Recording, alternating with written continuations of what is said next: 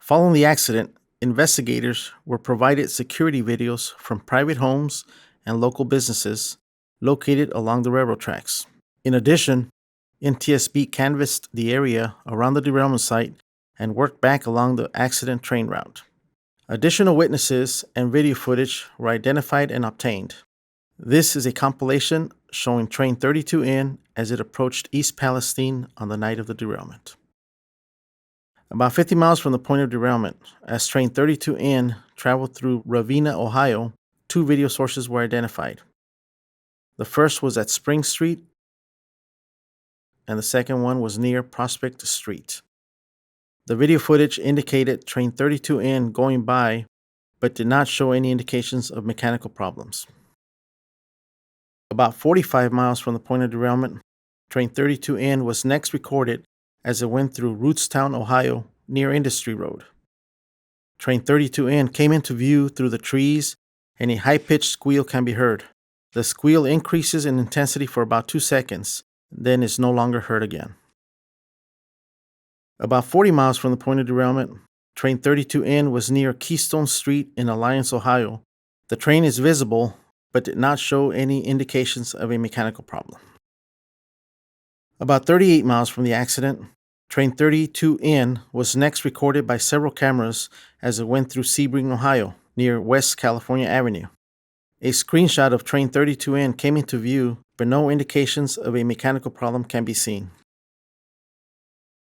In Salem, Ohio, about 26 miles from the point of derailment, Train 32N was recorded near West Wilson Street, and the glow of a fire is visible underneath the 23rd hopper car.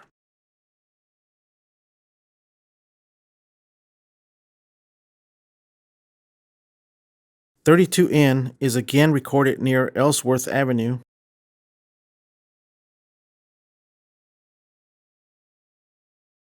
South Lincoln Avenue,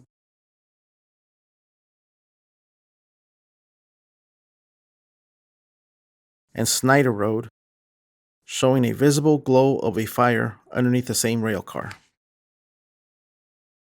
As Train 32N continued into Columbiana, Ohio, near Main Street, several locations captured the hopper car with a fire underneath the lead axle.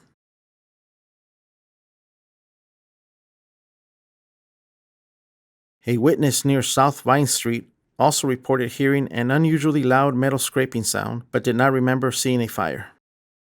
In New Waterford, Ohio, Train 32N was recorded with fire and sparks underneath the hopper car near Bull Creek Road and Boardman Street.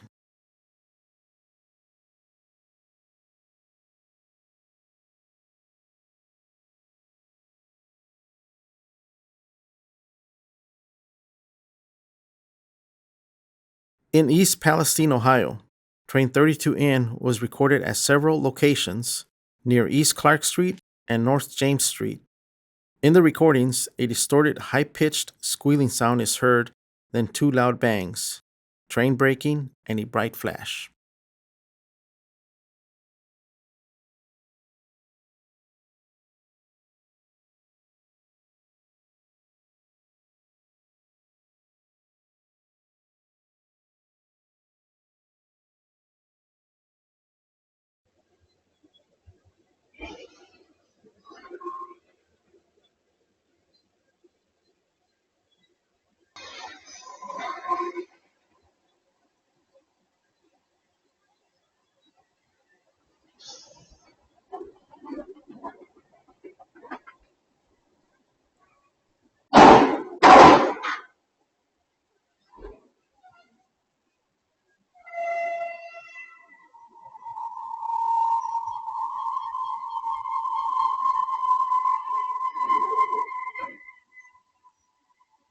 The train was transporting hazardous materials in 17 loaded tank cars and in 3 empty tank cars with residue.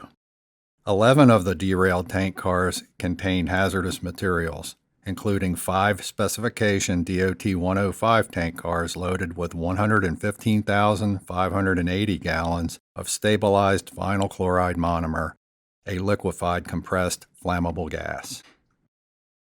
Ntsb investigators determined The initial derailment damage included one breached DOT-111 tank car containing flammable liquid, butyl acrylate, and two breached DOT-111 tank cars containing combustible liquids, 2-ethyl hexyl acrylate, and ethylene glycol monobutyl ether.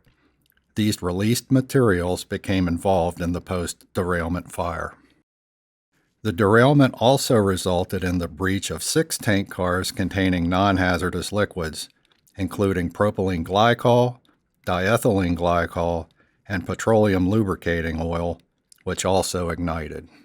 Additionally, post-derailment fires burned 6 other derailed hopper cars carrying polyethylene plastic pellets and polyvinyl chloride granular plastic, as well as 3 boxcars carrying other non-hazardous freight. The 5 vinyl chloride tank cars were exposed to pool fire conditions in the derailment pileup. This led to their pressure relief devices venting pressure and reclosing after normal pressure was restored within the tank cars. This is part of the normal functioning of a tank car's thermal protection system. All vapor released through the pressure relief devices ignited, as is typical in most derailment scenarios involving flammable materials where sources of ignition are present. On the early evening of Saturday, February 4, one vinyl chloride tank car forcefully released burning vapor over a 70-minute period. This was the last time any of the vinyl chloride tank cars vented material through their pressure relief devices. By the morning of February 5, emergency responders had mitigated the fire, but the vinyl chloride tank cars continued to concern authorities because their pressure relief devices had stopped operating and the temperature had risen as measured on the tank car shell surfaces. Emergency response crews found valves and fittings were thermally damaged, making them unusable for unloading the tank cars. The incident commanders ultimately scheduled a controlled vent and burn of the 5 vinyl chloride tank cars, which they determined was their last available mitigation option to avoid the risk of catastrophic tank failures that could have propelled fractured tank parts into residential areas. To prepare for the vent and burn, incident commanders expanded the evacuation zone to a 1-mile by 2-mile area. Crews dug pits to contain released vinyl chloride liquid while it vaporized and burned. On Monday, February 6, about 4:37 p.m., incident commanders initiated the vent and burn operation with tank car breaching explosive charges. The released vinyl chloride burned throughout the night of February 6. Wreckage clearing began on Tuesday, February 7.